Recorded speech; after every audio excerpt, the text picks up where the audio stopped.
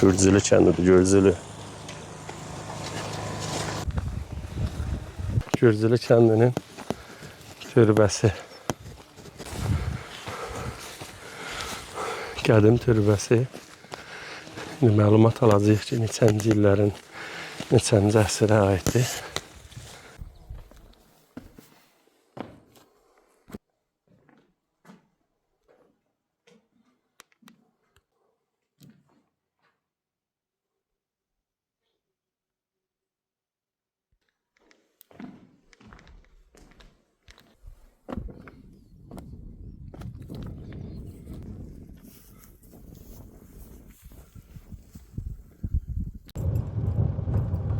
Salam dostlar, salam izləyənlər.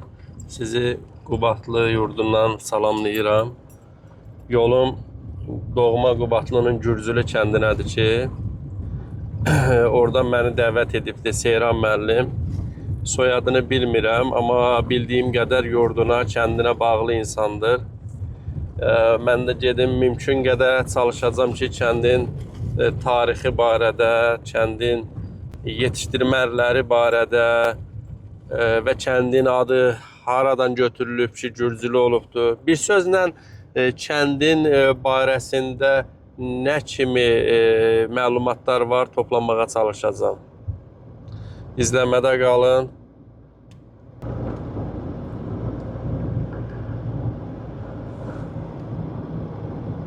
Artıq Gürcülü kəndinə gedən yola dönmüşəm. Asfaltdan çıxdım kənara. Deyə bilmərəm bu yol başqa kəndə də, hansı kəndə aparır. Etiraf edirəm ki, birinci səfər döndüyüm yoldur, Nabələdəm. Gedirəm də görək. Mənim maşınım məni hara qədər apara biləcək. Hələ ki, yaxşı görsənir yol. Sona qədər belə olsa, çətinliyim az olar. Biraz yolun ortası çox hündürdür. Otlar çox hündürdür, o çətinlik yaradacaq. Amma getdikcə gözəllik artır.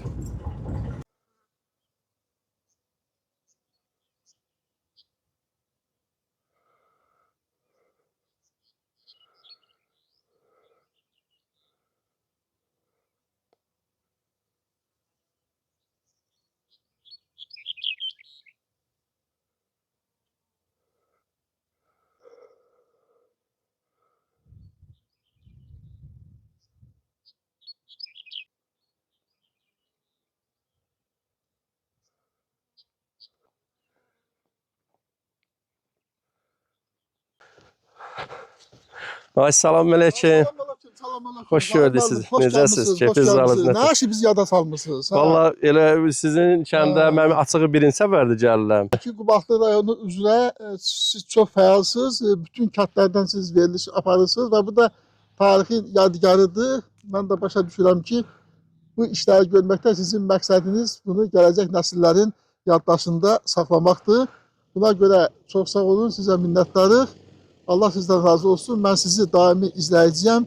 Həm YouTube'da, həm TikTok'da və başqa sosial şəbəkələrdə mən sizi daimi izləyirəm. Yəqin ki, bu səfərdə bizim kənddən ətraflı geniş məlumat verəcəksiniz. Allah razı olsun. Öncəliklə də mən onu deməliyəm ki, bütün izləyənlərə şükür Allahın bu günə 30 illik həsrətdən sonra, lap dəqiq rəqəm desə 28 illik həsrətdən sonra artıq yurda ayağımızı basmışıq. Bundan ötürü göydə Allaha, yerdə şəhidlərimizə, Ali Baş Komandanımıza, zəhməti keçmiş hər kəsə, qazilərimizə, bütün o planı cızan döyüşçü qardaşlara hamısına buradan təşəkkür edirik. Bura yurt yeridir, bura doğma Qubadlıdır, bura Gürcülü kəndidir. Bəli, bəli. Bura bütün kəndlər bizim üçün doğmadır, bizim kəndlər bizim üçün əzizdir. Amma hər bir insanın doğulduğu bir yer var, doğulduğu bir yurt var. O həmin insan üçün bu deyir ki, daha əzizdir. Ona görə də mən etiraf edeyim ki, bizim Gürcülü kəndi mənim üçün daha əzizdir, daha doğmadır. Çünki mən bu kənddə anadan olmuşam, bu kənddə böyümüşəm, orta təhsilimi bu kənddə bitirmişəm və bundan sonraki bütün fəaliyyətimin hamısının bünövrəsi bu kənddə qoyulub. Bu kənd çox tarixi bir kənddir, qədim bir kənddir. Bu kəndin demək olar ki, öz spesifik xüsusiyyətləri var. O xüsusiyyətlərdən biri odur ki, bura bir növ Şərqi Zəngəzurun qala qapısıdır. İndi nəyə görə buranı Şərqi Zəngəzurun qala qapısı adlandırılır? İndi bir qədərdən sonra biz kəndin daha yaxşı, münasib görsənən yerindən o haqda mən daha geniş məlumat verərəm. Ondan başqa bu bu kənd çox qədim bir tarixə malik olan kənddir. Bunun qədimliyin sübut edən burada həm ölkə əhəmiyyətli, həm nə deyim, dünya əhəmiyyətli bəlkə də olan və yerli əhəmiyyətli burada çoxlu tarixi abidələr var. Bunlardan biz Qoşa mağaranı deyə bilərik, Lalazar körpüsünü deyə bilərik, qədim insanların yaşayış məskəni olan Daştəpə yurdunu deyə bilərik, Günbəz ətrafı ərazini deyə bilərik, Günbəzi deyə bilərik, Qəbirüstü türbəni. 5 ildir bura gəlib gedirik. Deməli, sağ olsun, ölkə rəhbərliyi sağ olsun, Qubadlı rayonu üzrə prezidentin səlahiyyətli nümayəndəsi sağ olsun, bu əraziyə baxan digər nə deyim, məsuliyyət olan yoldaşlar ki, müəyyən qaydalar əsasında, qanunlar əsasında bura icazə verirlər, gəlib gedir. İlkin mərhələdə burada arıçılıq təsərrüfatı ilə məşğul olmuşuq. Arı təsərrüfatımız var. İndi onu mən sizə təqdim edərəm. Qədim Gürcülü bulağın tam düzəltmişik. Yəni, köhnə arxitektur qaydada icmanın ixtiyarına vermişik. Və bundan başqa kənd ərazisinə gedən yolların, yol izlərin, yol ətrafı izlərin hamısını hələ ki biz tam qaydaya salmışıq. İndi növbəti mərhələdə görək hansı qaydalar, hansı qanunlar qoyulur, dövlətimizin hansı qanunları, hökumətimizin hansı qanunları, qaydaları olarsa biz də həmin qanun və qaydalara hörmət edərək öz işlərini görək. Hələlik siz yol gəlmişsiniz, Armalıdır, mən sizi dəvət edeyim, bir çay çək. Bir çay çək, səhər yəni. Bir çay içəndən sonra biz o hər bir mövzu haqqında ətraflı məlumat edərik. Sağ olun ki, sosial şəbəkələrdə, yəni bunu bütün qoy, xalqımız, millətimiz görsün ki, bəli, Şərqi Zəngəzurun Qubadlı rayonunun bax belə bir dağətəyi, belə bir gözəl relyefi olan, gözəl mənzərəsi olan, gözəl bir tarixi abidələri ilə seçilən, ən qədim burada insan izləri olan, hətta mən deyərdim ki, İbtidai quruluşuna, Tunç dövrünə burada insanların yaşayışının izləri hiss olunur, görsənir. Bu kəndi bizlə bərabər bütün ölkə üzrə hamı tanımalı, hamı bilməli ki, Azərbaycanın Şərqi Zəngəzurun Qubadlı rayonunun bax belə gözəl kəndlərindən, qədim kəndlərindən biri də bizim Gürcülü kəndidir. Tamam, çox gözəl. İzləmədə qalın, kəndin tarixinə aid görüntülərlə tanış olun. Bura Gürcülü kəndidir.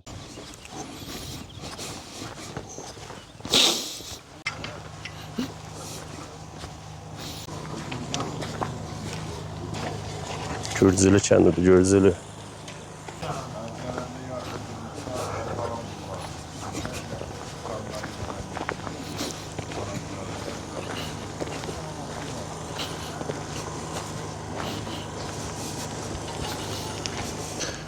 Bura Şərqi Zəngəzurun Qubadlı rayonunun ən qədim kəndlərindən biri olan Gürcülü kəndidir.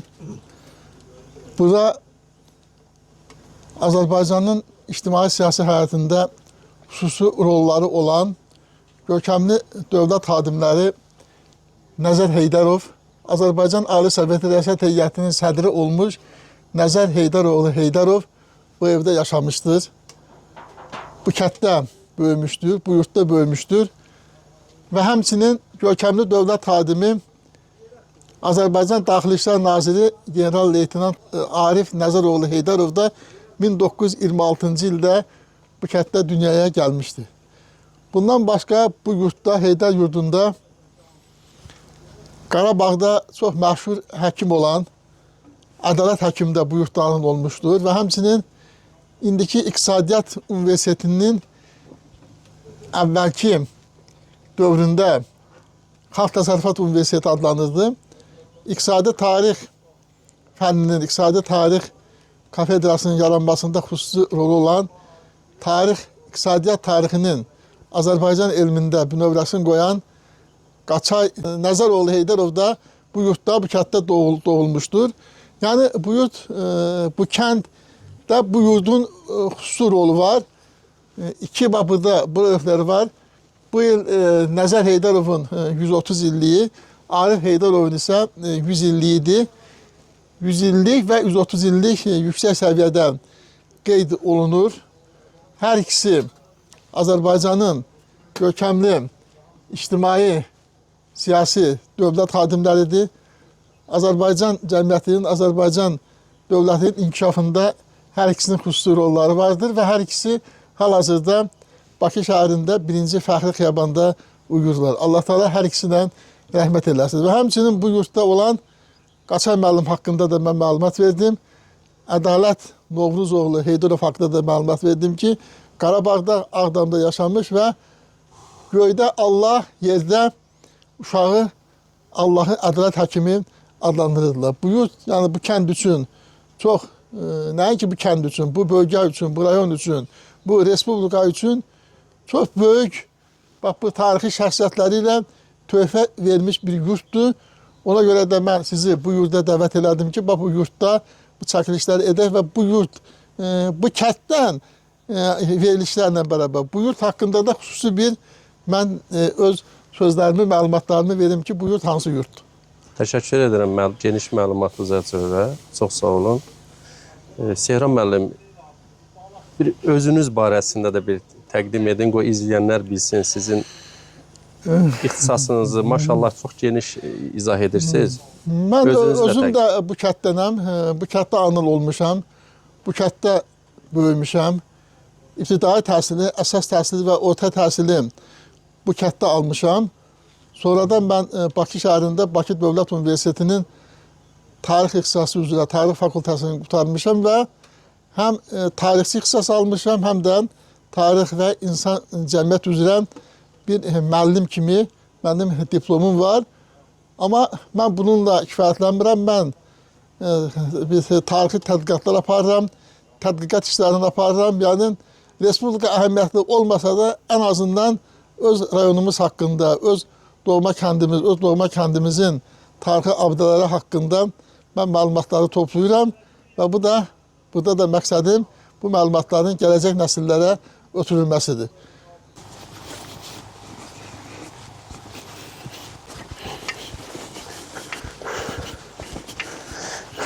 Gözəlliyinə doymaq olmur bu yerə. Şükür bu günə.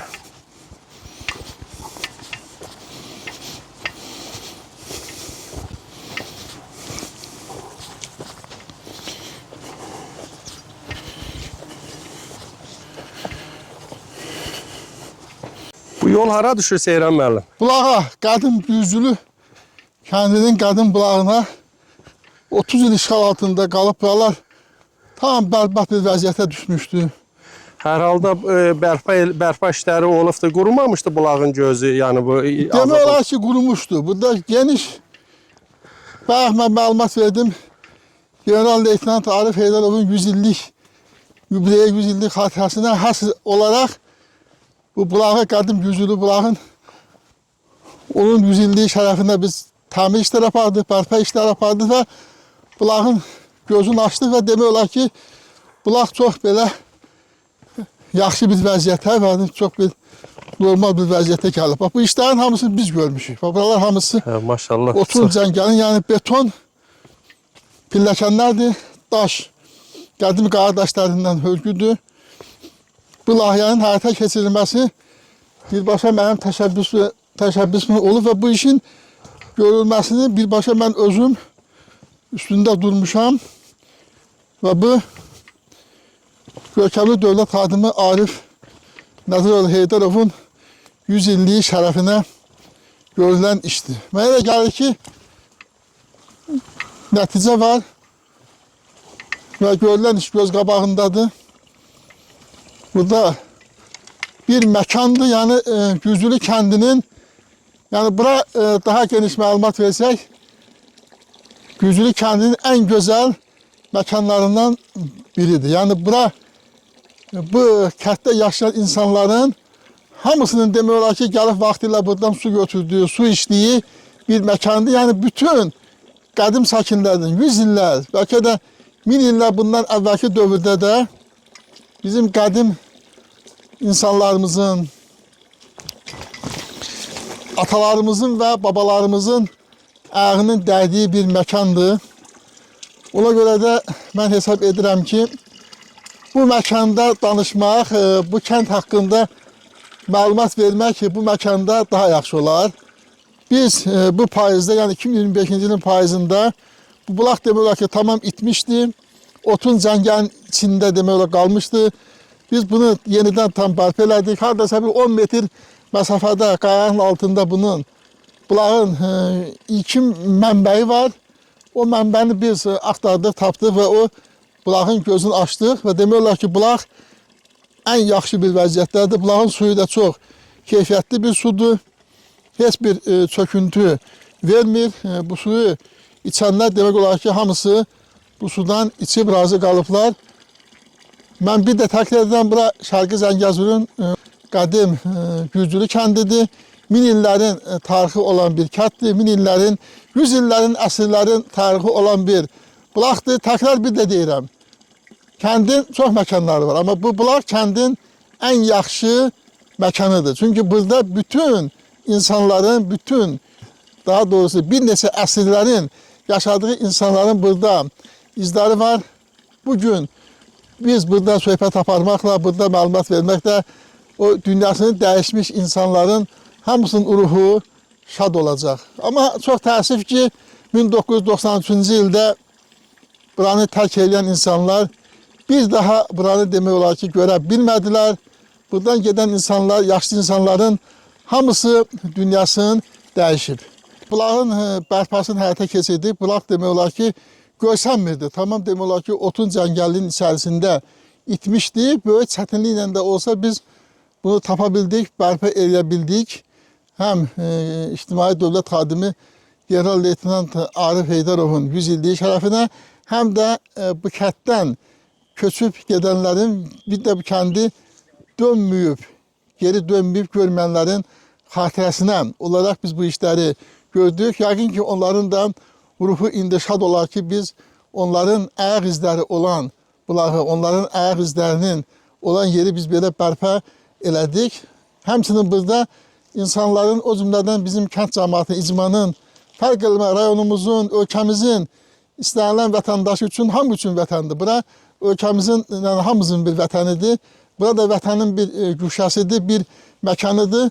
Biz bu məkanı düzəltdik. Burada həmçinin də düzəltdik ki, insanlar gəlib burada bulaqdan su içəndə burada yaxşı bir istirahət eləsinlər, oturub burada rahat çay içsinlər, oturub çörək yesinlər. Bura çox həddən artıq sərindir. Sırası tam böyük bir meşəlikdir. Bulağın suyu da həmişə olur. Bulağın suyu qurumur və suyun da keyfiyyəti çox yaxşıdır. İnsanların burada istirahət etməsi üçün ən gözəl məkanlardan birini biz hazırlamışıq və icmamızın, o cümlədən rayonumuzun və ölkə miqyasında olan hər bir kim istəsə onun ixtiyarındadır. Kim istəsə buyurub burada istirahət edə bilər. Bu pilləkənlər bundan hamısı qaya daşlarıdır. Bu qaya daşların biz uzaq məsafədən işçi qüvvəsi dəvət eləmişdik. Onlar bu qaya daşların belə yonulmuş daşlardır, qədim daşlardır. Yonulmuş qədim daşlardan belə bax pilləkən və bu pilləkənləri də beton pilləkənlər elədik ki, bu insanların gediş, gəlişi üçün yaxşı bir məkan olsun. Həm də bir tarixi bir zövq olsun. Yəni tarixi bir keçmişi, tarixi bir xatırladan bir iş olsun. Müəyyən dərəcədə mən hesab edirəm ki, biz də buna nail olmuşuq. Seyran müəllim, Bəli. bu sizin Gürcülü kəndiniz, hansı ki bu münaqişələr başladı 87-ci illərdən demək olar ki, təməli başladı da. Bəli. 87, 88, sonra da keçdi 90-cı illərdə daha da qızışdı. Bəli. Artıq şəhidlərimiz vardı. Bəs bu həmin vaxtda da bilirsiniz ki, təsdiq edərsiniz ki, ordumuz tam büxtələşməmişdi. İnsanların öz gücünə, evdən təminatına, quş tüfəngi ilə. Bəs bu kəndin cəmaatı necə? Həmin o münaqişənin qızışdığı anı necə müdafiə olunur? Nə ilə müdafiə olurdu? Necə bir hazırlıq? Təlatümə düşdülərmi? Çaşqınlıq vardımı? Xahiş edirəm, elə yolunuza davam edək də. Doğrudur, Zahir müəllim.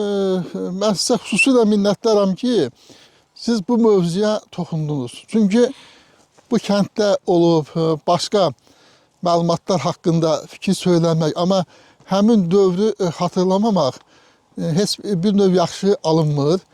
Doğrudan da 1987-ci ildə münaqişə başlayandan sonra 1988-ci ildə münaqişə biraz da qızışdı. Həmin vaxt biz bilirdik ki, hələ Azərbaycan Sovet Sosialist Respublikalarından biri idi və bizim bu kənd bir növ Şərqi Zəngəzurun qala qapısı rolunu oynadı. Bu görünən, bax bu durduğumuz yerdən üzü bir yana bizlə Görüş şəhəri olan məsafə hardasa bir 15 kilometrdir. Hətta bizim öz rayonumuzun Qubadda olan məsafədən də bir qədər yaxındır. Bizə qənim kəşilmiş qonşularımız, bax bizlə qonşu yaşayıb. Hazırda buradan görürsünüz də, Xizirə kəndi görsəniz. Bax, həmin o görsənən kənd Xizirə kəndidir. Və oradan da bax bir də görsənən kənd sağ tərəfdə Əlqulu Şaha kəndidir. Seyran müəllim, bu söhbətimizin bu yerində biz sizə həmin günləri mən də xatırlayıram. Özünün müdafiə dəstələri, kənd cəmaatı erməni gözləyirdi bu istiqamətdən, Xinzirək tərəfdən, yaxud Coros, yaxud Qafan tərəfdən. Erməni isə bizim yurda basqın elədi, xanlıq tərəfdən. Demək olar ki, taktika elədilər, arxa tərəfdən fırlanıb bizi mühasirəyə aldılar. Bax, həmin an mənə maraqlıdır. İndi digər kəndin cəmaatları öz kəndindən danışır, amma siz Gürcülü kəndinin sakini kimi, bax, həmin vaxt sizdə hansı həyəcanlar yarandı? Eşidəndə ki, erməni xanlıq tərəfdən qabağımızı kəsib, özünü müdafiə edən dəstələr, cavanlar, onu da deyin, kəndinizdə neçə ev vardı, qocalar vardı mı, məsəl üçün daşınması çətin olan, öz ayağı ilə yeriyə bilməyən qoca ahıl insanlar vardı mı ki, o qaça-qaçda çətinliklərdə hansı həyəcanları keçirdiniz? Xahiş edirəm o həmin günlərə, çətin də olsa, acı olsa da həmin günlərə qaydasınız. Tamamilə doğrudur. Həmin günləri xatırlayanda çox acı bir günlərdir. Bütün kəndlərdə olduğu kimi həmin vaxtda da əsasən özünü müdafiə dəstələrinə daha çox üstünlük verilirdi. Amma buna baxmayaraq həmin dövrdə artıq biz bilirik ki, 1991-ci il 18 oktyabrdan Azərbaycan yenidən öz müstəqilliyini əldə etmişdi. Amma bu müstəqillik yeni idi. Hələ mükəmməl müasir Azərbaycan ordusu yox idi, müasir texnika yox idi. Ona görə də ordu ilə bərabər özlü müdafiə qüvvələri də kəndin qorunmasında, kəndin müdafiəsində çox yaxından iştirak edirdilər. Doğrudan da həmin gün bizim üçün çox ağır bir gün idi. Buradakı insanlar xüsusən mərkəz istiqamətdən, Görüş, Qafan, Xizirə istiqamətdən özün qoruyurdu və qoruya da bilirdi. Mən deyim ki, 1988-də 1993-cü ilə qədər ən yüksək səviyyədə bütün kəndlərdə olduğu kimi bizim bu Gürcülü kəndi də özün yüksək səviyyədə müdafiə eləyib qoruya bilmişdi. Amma çox təəssüf ki, xəyanətkar qonşularımız olan bizim düşmənlərimiz arxa tərəfdən, Qubadlının mərkəzindən və xanlıq tərəfdən yolu kəsdilər. Belə bir həyəcan, belə bir xəbər gələndə artıq buradakı insanlar çıxılmaz bir vəziyyətdə qaldı. Ancaq yeganə burada vəziyyət, yeganə çıxış yolu buradakı insanları bu ərazidən çıxartmaq idi. Yaşlı insanlar var idi, uşaqlar var idi, çətinliklə yeriyə bilməyən insanlar var idi. Yay mövsümü dövrü idi, avqust ayı idi.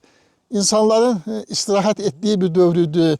Şəhərdən də mövsüm dövründə gəlib bu kənddə yaşayan insanlar var idi. Birinci növbədə o insanların buradan çıxarılması haqqında fikirləşirdi və toplam şəklində olaraq insanlar ancaq çıxış yolun Qubadlının mərkəzindən keçməklə yox, ancaq Qubadlının sağ cinahı ilə, yəni Zəngilən istiqamətində gedib Qubadlının Dondarlı və Göyyal istiqamətlərini, yəni Bərküyət çayın Qubadlının mərkəzindən xanlıq istiqamətinə keçməmək şərti ilə Zəngilən istiqamətində meşələrdən keçmək şərti ilə ancaq çıxış yolu var idi ki, insanların buradan sağ-salamat çıxarılması və bu yolda tanınanlar var idi. Bizdən böyüklər var idi, ağsaqqallar var idi ki, bu ərazini, meşələri, dağları yaxşı tanıyırdılar və birgə təşkilatçılıq nəticəsində dağlardan, meşələrdən 2 gün ərzində dağlarda, meşələrdə qalmaq şərti ilə insanlar bax bu kənddən öz canlarını qutara, sağ-salamat qutara bilmişlər. Amma bu insanların bu kənddə nə var idi? Bu 38 ev olub. Burada bu evlərin hamısı salamat olub. 22 təsərrüfat burada daimi yaşayırdı. Yerdə qalanlar isə mövsümü yaşayırdılar. Onların mövsümü evləri idi. Onların da evləri dağılmamışdı, salamat idi.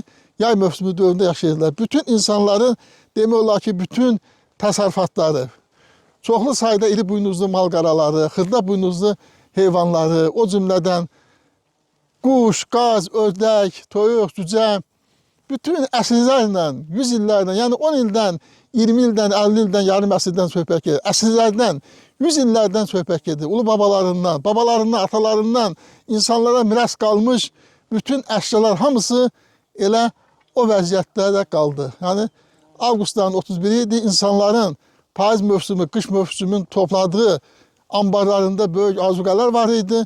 Onların da hamısı qaldı və hesablamalar göstərir ki, ən azından mənəvi ziyanın qırağa qoysaq, maddi ziyan 10 milyondan yaxın. Müharibə başladı, artıq başqa yol yox idi.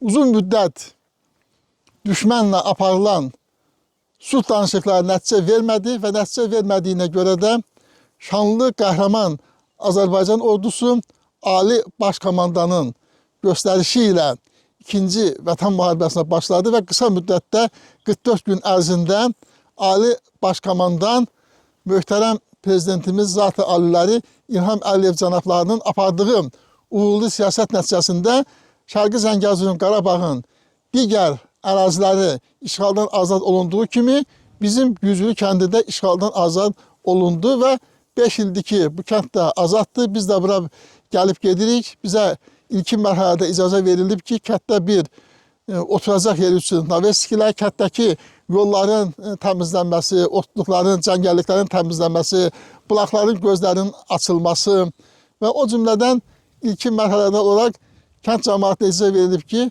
başqa kəndlərdə, başqa rayonlarda olduğu kimi arı təsərrüfatlarda məşğul ola bilərlər. Hələlik hökumətimizin, dövlətimizin qoyduğu qanun qaydalara uyğun hərəkət edirik, gəlib gedirik. İndi növbəti mərhələdə hökumətimiz, dövlətimiz tərəfindən hansı qanunlar, hansı qaydalar qoyulacaq, o qanun qaydalara da riayət edəmək şərti ilə biz də bu kənddə müəyyən quruculuq işləri aparacağıq.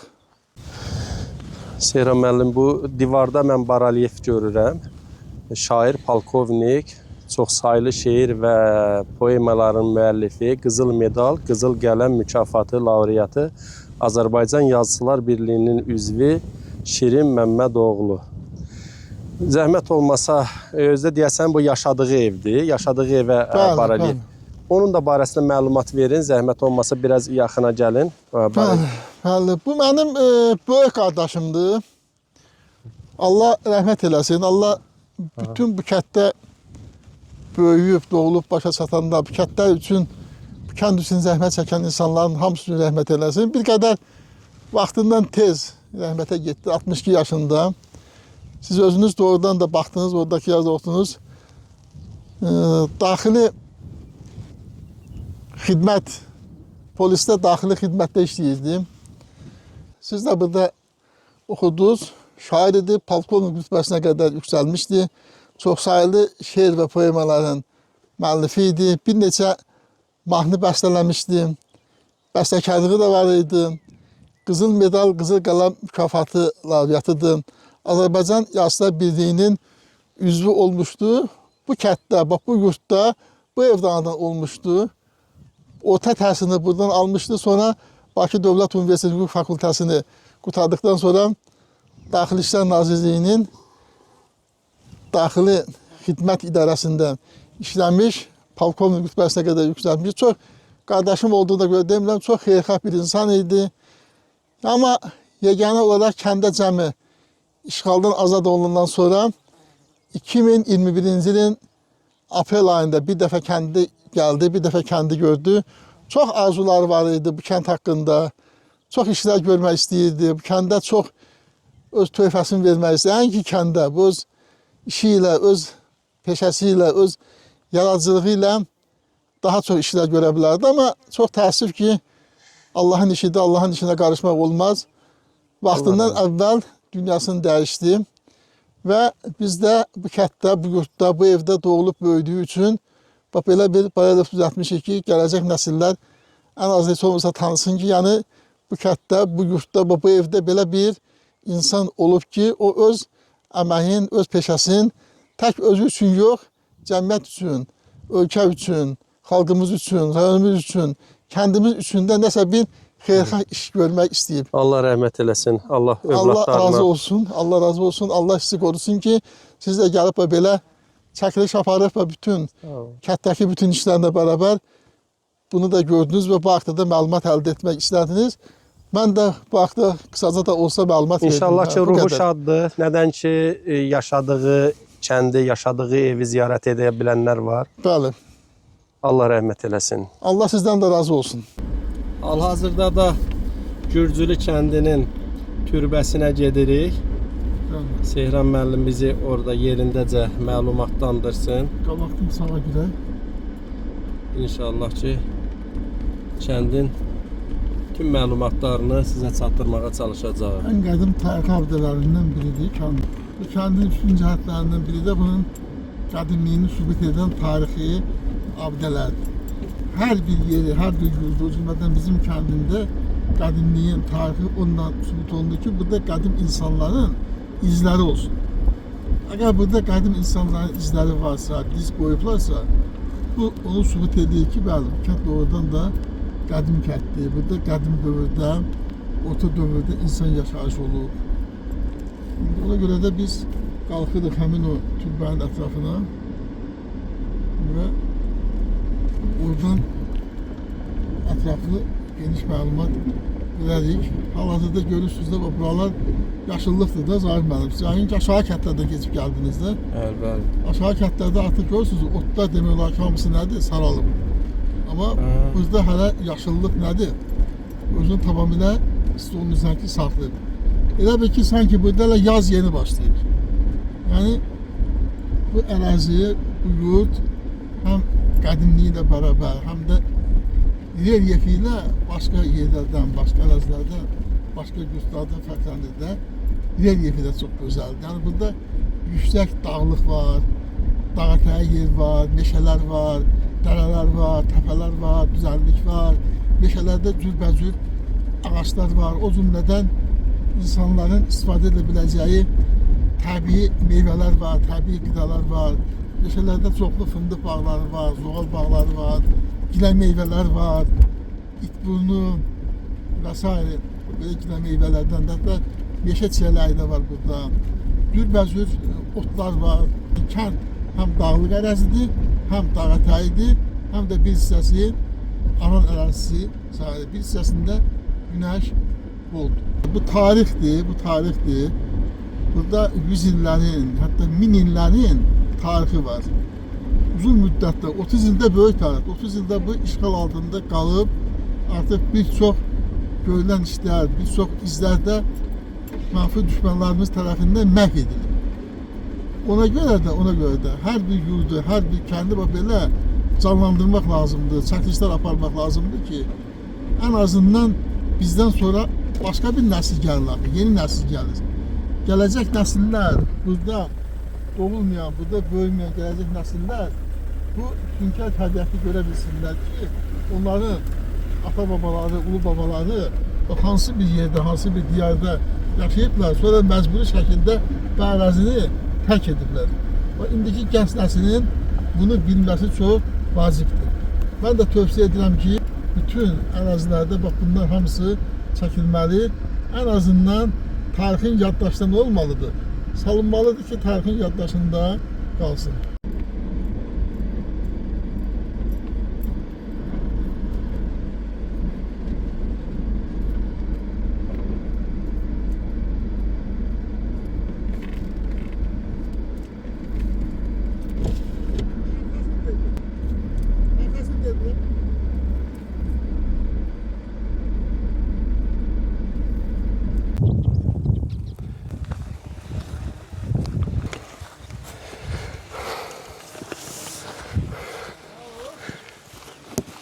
Gürcülü kəndidir. Gürcülü kəndinin türbəsi.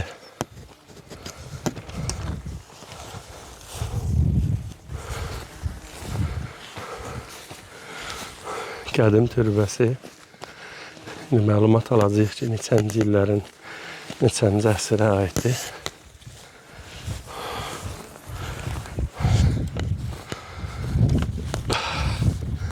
Çox gözəl yerlərdir bura. Gəldik, çıxdıq Gürcülü kəndinin qədim türbəsinə. İndi Seyran müəllim bizi məlumatlandırsın görək. Seyran müəllim neçənci əsrə mənsubdur bu tarixi abidə? Onu da izləyənlərimiz. Birinci oradan başlayaq ki, bu tarixi abidə niyə burada tikilib? Bu qəbirüstü türbədir. O da qəbirüstü türbələrdə adətən orta əsrlərdə, qədim dövrdə tayfa başçılarını dəfn olunanda bax belə türbələri inşa edirdilər. Və mən hesab edirəm ki, daha doğrusu bir tarixi tədqiqat apararaq bir tarixçi kimi və belə hesab edirəm ki, bu kəndin sakini kimi, burada doğulub böyümüş bir insan kimi, özümdən böyük atalarımızdan, babalarımızdan, nəsillərin yaddaşına ötürülən tarixdən və söhbətdən və belə başa düşülür, belə bilinir ki, bura qəbirüstü türbədir. Və burada da hiss olunur ki, qoşa qəbir var və iki qəbrin də yeri bildirir və bu yanda da hiss edirsiniz, baxın, qiblə var. Deməli, bu qiblədə bax, dəfn olunanda bax, qiblənin yeri də məlumdur və burada da tayfa başçısı dəfn olunanda belə türbələr inşa olunurdu. İndi sual oluna bilər ki, bax, onda burada hansı tayfanın başçısı dəfn olunub? Bu da elə belə çox uzaq keçmişə aid deyil. 17-ci əsrə aid bir türbədir. 17-ci əsrdən elə bir çox demək olar ki, tarix də keçməyib. Düzdür, bir qədər keçib, amma böyük tarix keçməyib də. Bu haqda yəni məlumat vermək, yəni yaddaşlardan yaddaşa ötürülən məlumatı vermək asandır. Bu kəndin tarixi adı ilə bağlıdır. Bu kəndin indiki adı Gürcülü gedir də, Gürcülü kəndi. Amma bu tarixin qədim adı olub Gürlü. Gürlü da tayfa birliyinin adıdır. Yəni qədimdə belə yerlər, belə yurtlar adətən tayfaların adı ilə bağlıdır. Bizim bu kənddə bir neçə tayfa yaşayıb. Yəni onu kənddə yaşayanlar da bilir. Mehtilər tayfası olub, Qarabağlılar olub, Qaradağlılar olub, Dərvişlər olub, Səfərli olub. Bu da orta əsrlərdə qədim dövrə məxsus bir birlikdir, tayfa birliyi. Tayfa birliyinin də başında tayfa başçısı durur. Və bu tayfa da Gürlü adlanıb. Bunların da, bu tayfanın da Gürlü adlanmasının səbəbi bu tayfada olan insanların həddən artıq qoçaq, həddən artıq cəsur, həddən artıq döyüşkən olduqları üçün bunlara Gürlü tayfası deyiblər və tarixi mənbələrdə də bir Gürlü tayfasının adı var.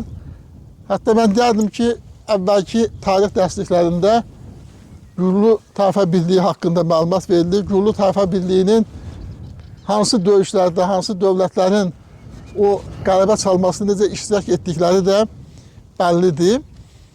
Bu da çox güman ki, Gürlü tayfa birliyi və bu tayfa dəfələrlə qədim dövrdəki tayfalar dövrə vururdular. Onlar bir yerdən başqa yerə hərəkət edirdilər və yenidən uzun müddət, 100 illər keçəndən sonra bir də həmin yerə qayıdırdılar və yaxud əhalinin bir hissəsi oturaq həyat tərzində keçirdi, bir hissəsi döyüşdə hərəkət edirdi, yenidən bu yurda qayıdırdılar və Gürlü adı olaraq bura məşhur bir olub. Bu Gürcülü sözünün haçandan olması isə bu bizdən əvvəlki bu babalarımızın da bu haqda məlumatı var. Onların da söylədikləri fikirlər var ki, biz də bilirik ki, 1747-ci ildə Nadir Şahın ölümündən sonra Azərbaycanda bir növ dövlətçilik ənənəsi itmişdi. Yəni dövlətçilik olmamışdı.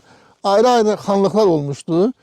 O cümlədən bu ərazi də xanlıqların birinin ərazisində olmuşdu və 1828-ci ildə tarixdən biz də bilirik ki, Türkmənçay müqaviləsinə əsasən Azərbaycan iki yerə bölünmüş, şimal bölgəsi Rusiyanın, cənub bölgəsi İran dövlətinin tərkibində qalmışdı və bu ərazilərdə Rusiyanın, Çar Rusiyasının tərkibində olmuş və müəyyən bir dövrdən getdikdən sonra burada Çar Rusiyasının ucqar ərazilərindən biri hesab olunmuşdu.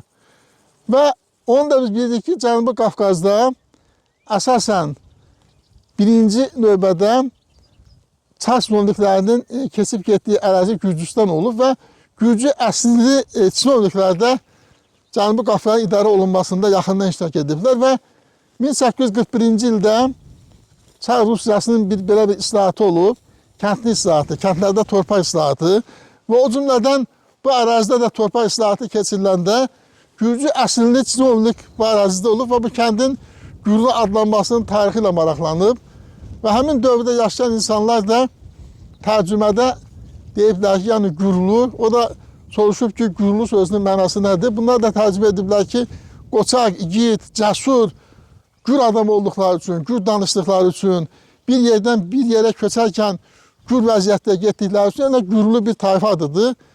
O da həmin dövrdən elə deyib ki, mənim gəlişimi olaraq bu kəndin adı indən belə Gürcülü adlansın. Həmin tarixdən də 1841-ci ildən də bu ərazidə torpaq islahatı keçirilərkən bu yurt Gürcülü adı və Sovet hakimiyyətlərində də rəsmi Gürcülü kəndi olaraq kənd statusu almışdı. Kəndin adının tarixi bununla bağlıdır. Bu türbə də çox güman ki yox, daha doğrusu Gürlü tayfa birliyinin başçısı bax burada 17-ci əsrdə dəfn olunmuş bir türbədir.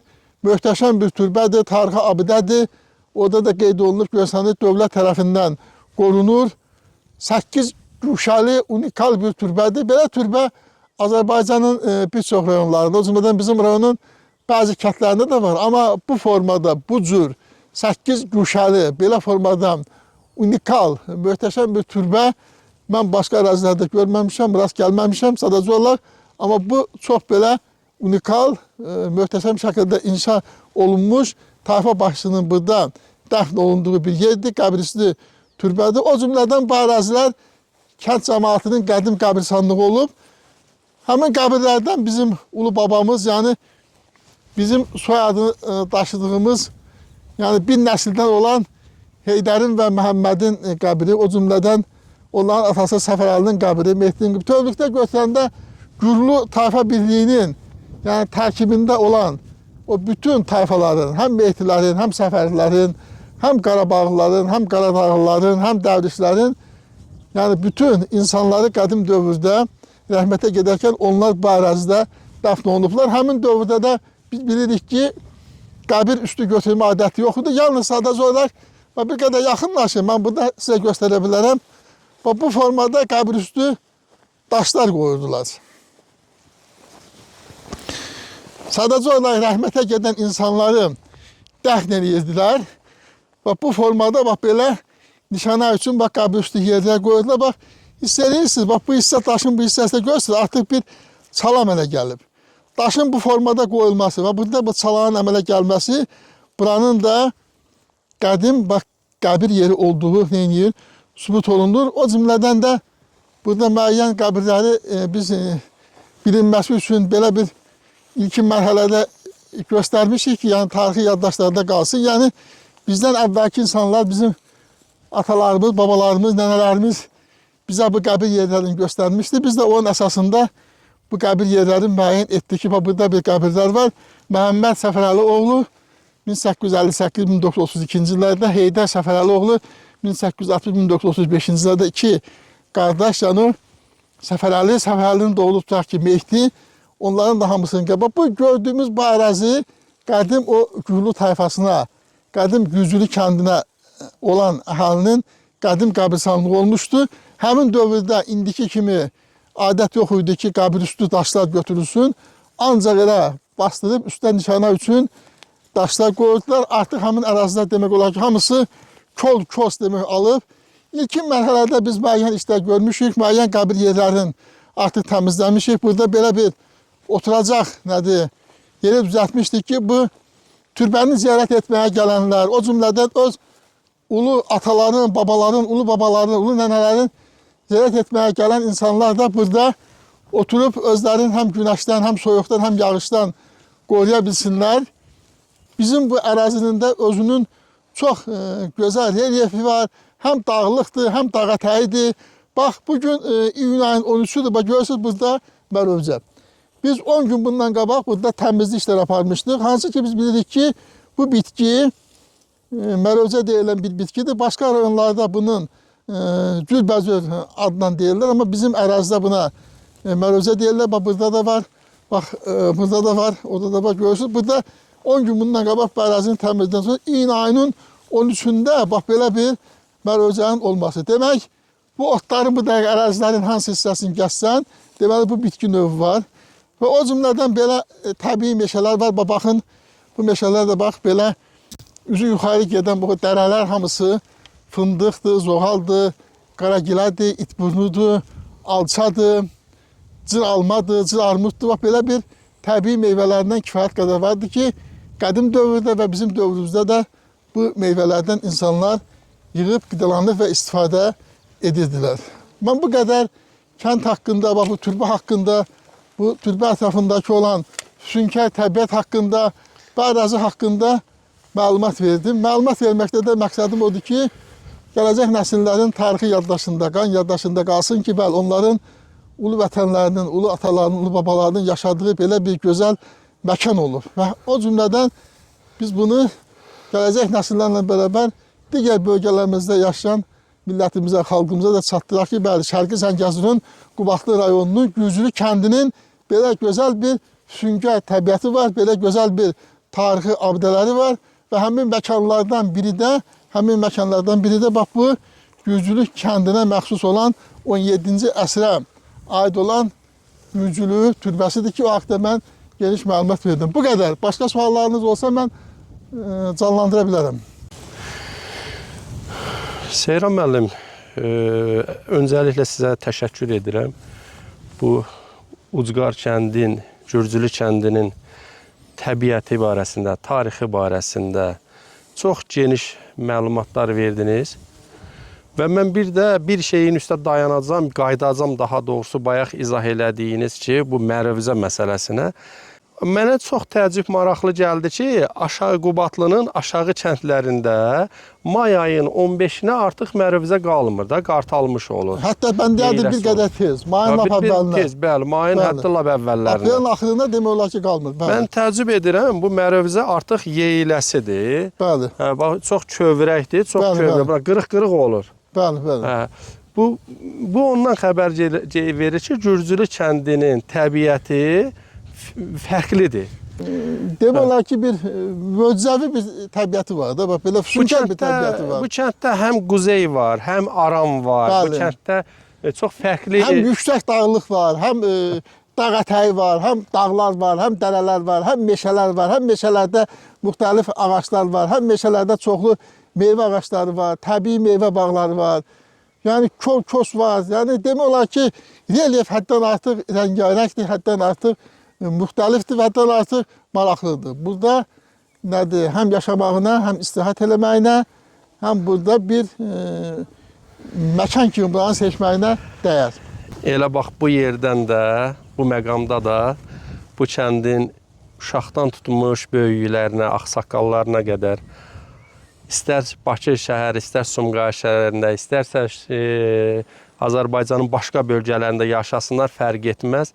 Bu kəndin cəmaatının hamısına salamımı çatdırıram. Doğma kəndlərindən, yurt yerlərindən, Gürcülü kəndindən.